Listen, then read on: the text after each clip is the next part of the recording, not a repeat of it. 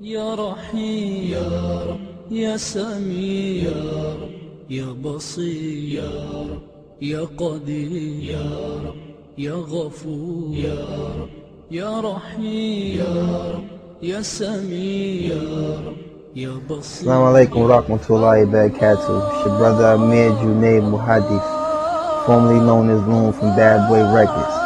And right now, I'm chilling with my brother in faith, Big Ed. That's what I call him, on the Dean Show. So get your Dean right. You heard? Barakallahu feek. Bismillah, alhamdulillah. Let me give you the best of greetings, the greetings of peace. Peace be unto you. Now, my name is Eddie, and I'm your host of the Dean Show. And I get a chance to sit with a lot of wonderful people. People who have come to acknowledge what the truth is in life. They joined this beautiful brotherhood of over 1.5 billion people from all around the world. The fastest growing way of life in the world today. And my next guest is one of those people.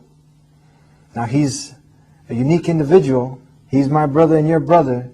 And we want to know why this former rapper, hip-hop phenomenon, former bad boy, gone good boy, who was with the likes of Sean, P. Diddy, Combs, hanging out with all the celebrities, and he left that life to live this good life, the life that brought him peace. You're going to find out how he attained something that money couldn't buy. I got a chance to sit with him, and I'm very excited to share his story with all of the viewers of the Dean Show this week. On the Dean Show, Loon, former bad boy, gone good boy. Let's find out why. Enjoy this week's show. Allah, there's only one God and Muhammad is his messenger. Allah, la ilaha illallah. Allah, there's only one God and Jesus was his messenger. Allah, la ilaha illallah. I don't know why I did that. Maybe it's just to break the ice. Assalamu alaikum. Wa alaikum salam wa rahmatullahi wa Peace barakatuh. be unto you, my brother. Well, and also with you, Aki. Now, what was the greeting that you used to have before when you used to see some of the homeboys? You know, what up, son? What's good? Yo, What up, you know, son? what's going down? Now you're saying you're wishing me peace, I'm wishing you peace, is something Man, new, huh? wishing everybody peace, you know. I mean, Islam has brought peace into my life that I couldn't find, you know, living the lifestyle I was living in the music business. And it feels good to wish peace unto others once I've found the peace for myself. Now, we are excited to hear this story because we get to talk to people who have come from all walks of life. You know, people have this misnotion that Islam is something just for the Arabs.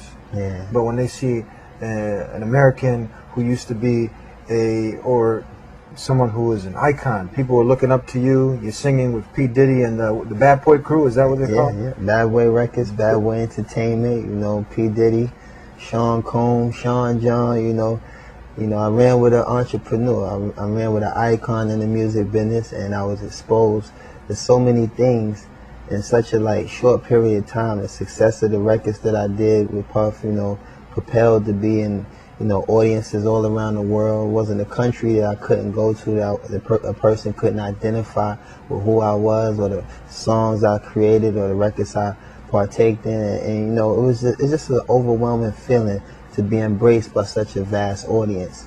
But you know, to become a Muslim, Allah subhanahu wa ta'ala has definitely replaced that audience, you know what I'm saying, with a whole different light. You know, it's a whole different thing, and the transition has been so beautiful. You know, Allah is most kind. You know, the brothers and sisters that I used to, you know, run with in the music business have embraced my conversion to Islam. You know, my family has, you know, embraced my conversion to Islam. And it's just been smooth sailing, man. Allah's most kind, because for something that I really needed, you know. And I think a lot of entertainers in that business are searching for the same peace. And, you know, may Allah guide them all. Let's talk a little bit about the past. We're not going to go into any details or anything, but for the benefit of those who are still trying to chase what you were living, they call it the American dream. Yeah. People see the videos and they see all the rides and they see the women and the glamour and the glitz, but it's not all that. Well, for the most part, I think that a lot of people, you know, mainly, preferably the youth, we all share kind of the same common desires and temptations. And I think the music business kind of breeds these things, and it gives people a one-dimensional perception of, mostly the perks in the business, so to say. And I think that, the youth, by being so inspired all around the world, being so inspired by this lifestyle, a lot of them who have been born into certain faiths, like Islam and things of that nature, they try to incorporate this lifestyle into something that's so beautiful. Islam is just so beautiful, and I've been seeing over the years how, this business and this lifestyle has affected so many of the youth. And myself, I think that traveling the world and living this consistent pattern of doing so many sinful things, that come with the business. We actually, have the opportunity to make songs that might not be so vulgar, might not be so, negative. But the reality of it is, there's a lifestyle that comes with it. And that was the thing that really plagued my life, because what you're propelled in, based on the success, is a lifestyle that just becomes so repetitive and so consistent, and you find yourself being removed further and further away from the truth, further and further away from peace, further away from anything that was pure about you before you entered the business. So, like I said, on the outside, everything looks good. You see the $100,000 cars. You see a lot of diamonds. You see, for men, for the sake of men, you see a lot of females, and they think that this is, this is a life. This is like, paradise right here on earth. But the reality of it is, I couldn't purchase peace. I was probably able to buy a car, buy a house, buy a chain. Couldn't purchase peace. And the reality of it is, while I'm sitting here constantly paying for the disease, the cure was free. Paying for the disease. Paying for the disease. And the cure is free. And the cure is free. Why are people running away from something that's free to something that's expensive? Because you got to pay for the martinis and I forgot what's even drunk in the club nowadays, the Dom Perignons, and you got to pay for all these things. But you can get some water easy, like and that's what I'm saying. Like, I think people treat life like the flu shot. You think you can treat the flu with the flu. Yeah, it's not like that. And what happened was, Allah's guidance is just amazing, because I think sincerely in my heart, Allah heard me and heard the oppression that's hidden, from a lot of us entertainers. We try to forge this image, and we try to forge this character that's, like, suitable for the fan. The fan admires this character. They're drawn to this character. But the reality of it is, we face tragedies no different from normal people. But the reality of it is, we try to go past that and continue to feed the fan, this impression that they desire and that they gravitate to. But me, on the other hand, it just got to a point where it was just getting very overwhelming. It was getting very overbearing, and I just found myself searching inside, like, man, I need an answer. I need something that's going to give me a route to just, alleviate some of these pains. And I would try all kinds of things. Sometimes you just be like, yo, listen, I'll just go buy me a hot car. Maybe I feel better. Maybe if I go buy a chain. Maybe if I go to the spa for about 5 hours, go get a seaweed bath and all that, the whole crazy stuff. Then, you get one phone call, next thing you know, you got knots in your back again. Or you drive the car, all the features in the car is no fun no more. Or you wear the chain, and after a while, the chain is just kind of boring because, everything upgrades as you go. And I found myself, like, I can't find peace chasing this methodology. So what happened, I was fortunate to do a song with an artist from Canada, a brother named Masari. He was a Lebanese artist. And when I did the song didn't really do good in the States, but it kind of propelled into a market that I never knew even existed. And it was in the Muslim market, in the Islamic market.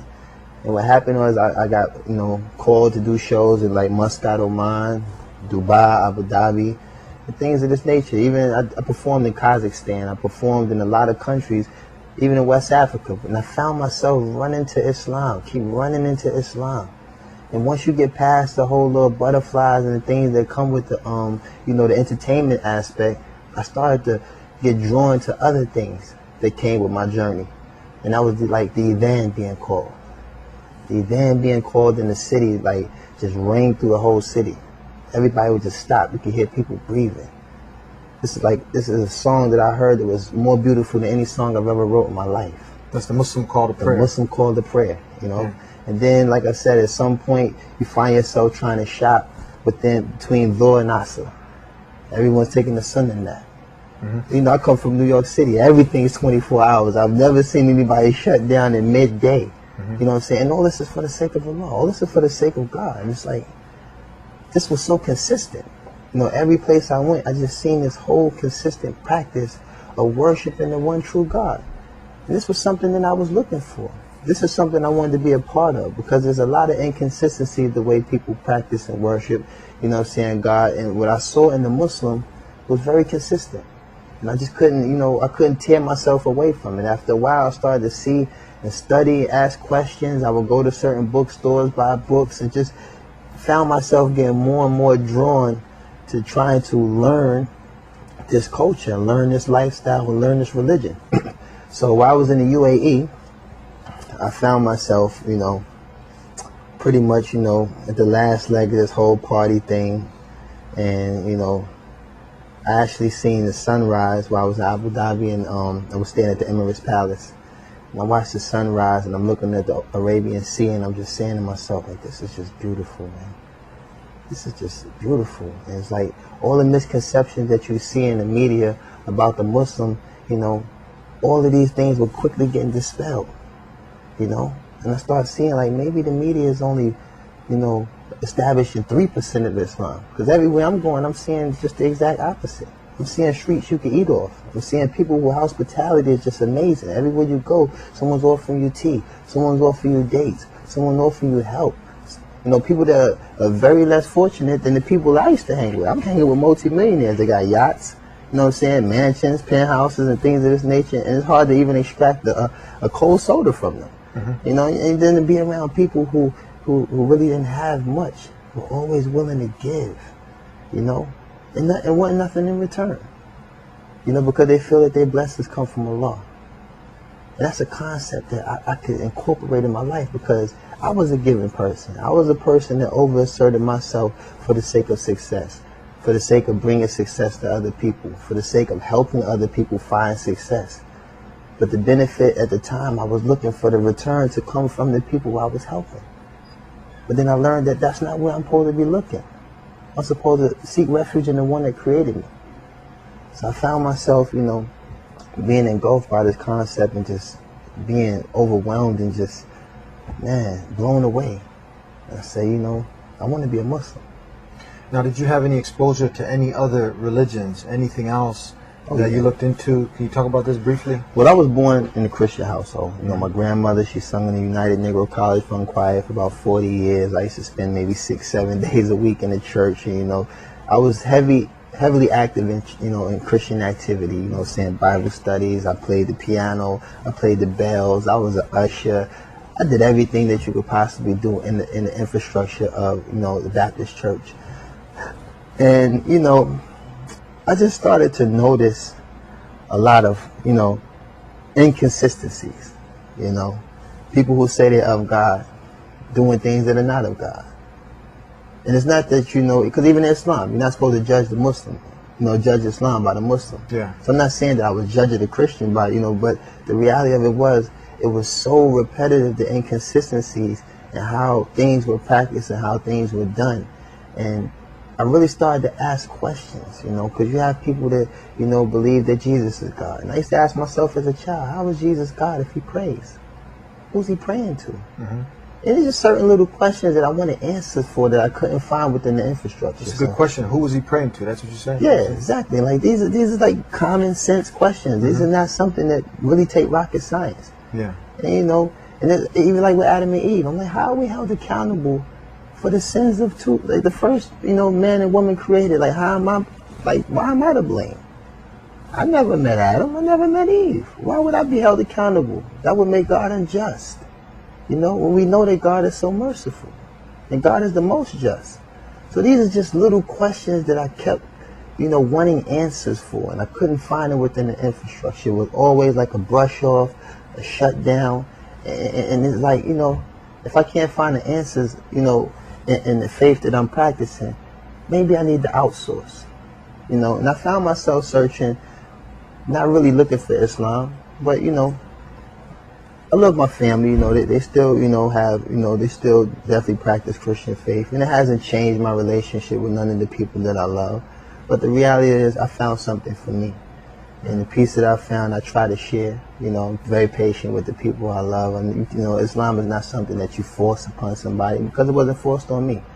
I was fortunate to find Islam without no dawah. No one sat down and talked to me about Islam, so I know that I was guided here purely by Allah subhanahu wa ta'ala's will.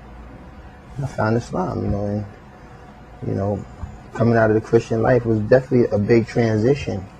But the reality of it is, it wasn't that much of a transition, because there are a lot of things that will lead you to an understanding of Islam, and that Islam clarifying a lot of things that I needed to know about Christianity. So, you know, in a nutshell, you just, you know, you go where it gives you more. And I found more in Islam. You found all the rational, logical evidence. Everything, your questions Clear. were answered, clear proofs.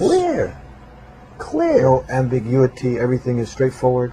Everything clear. What your purpose of life is. Clear. What happens when you die. Clear. Where you're going. Clear. Everything is lucid. Check. Check.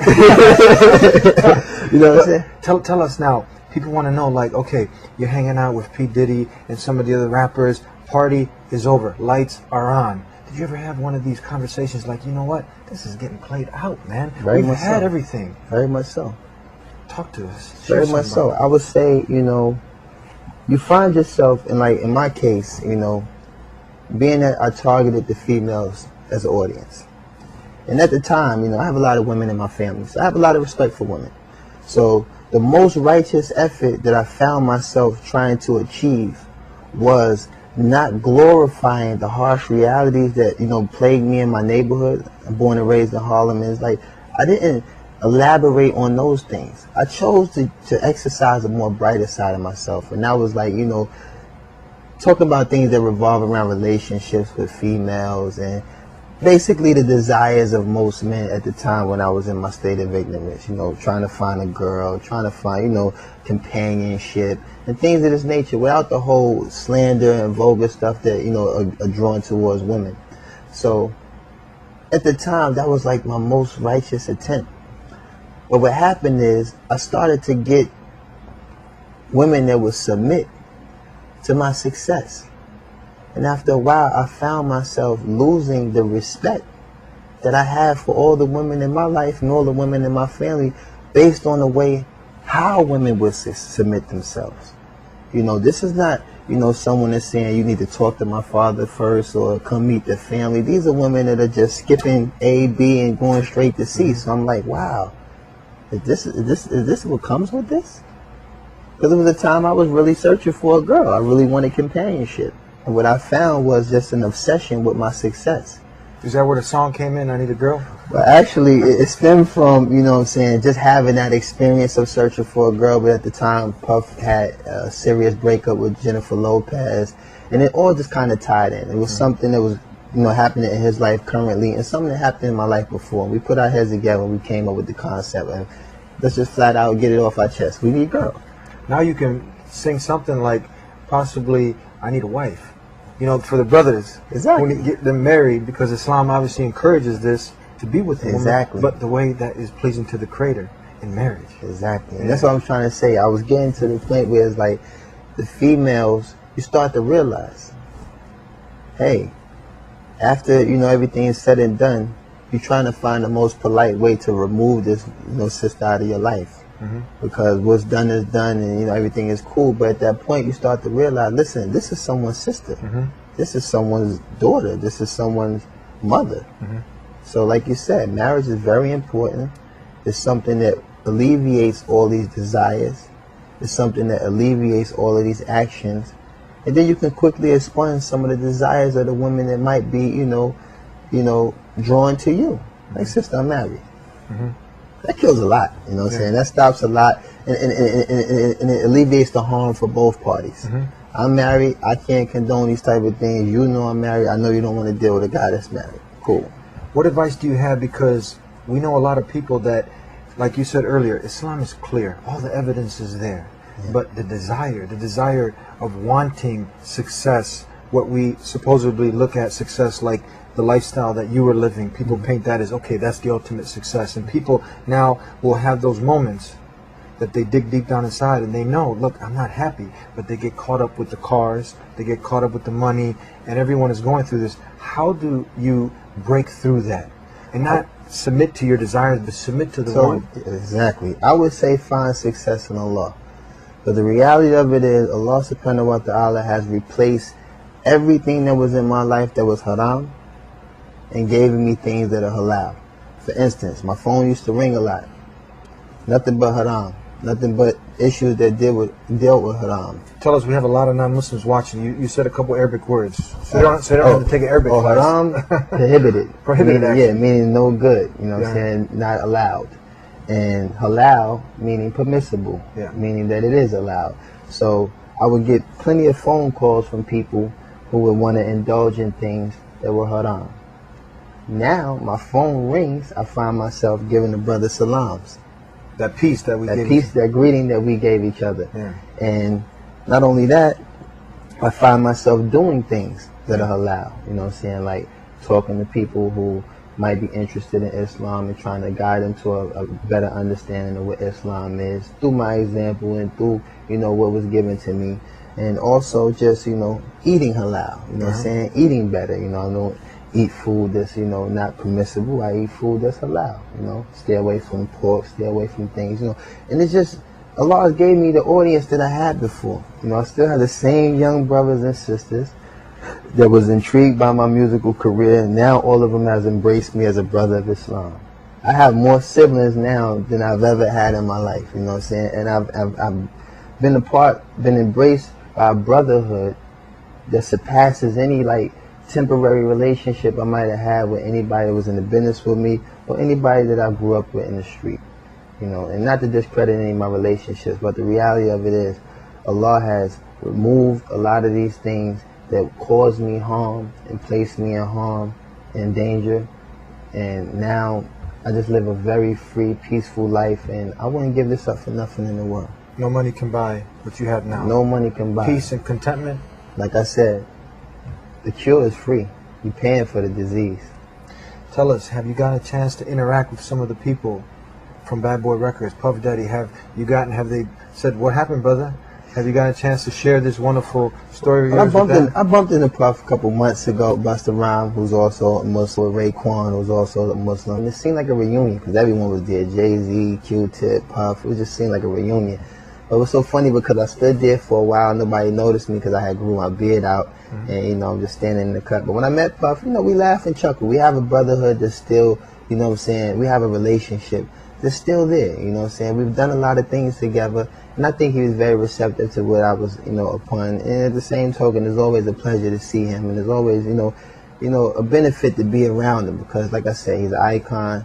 He's a major influence on a lot of people. And when the time is right, Allah knows best, you know what I'm saying? Inshallah, I will be able to, you know, consult him in an environment that's suitable. And maybe one day, inshallah, you never know.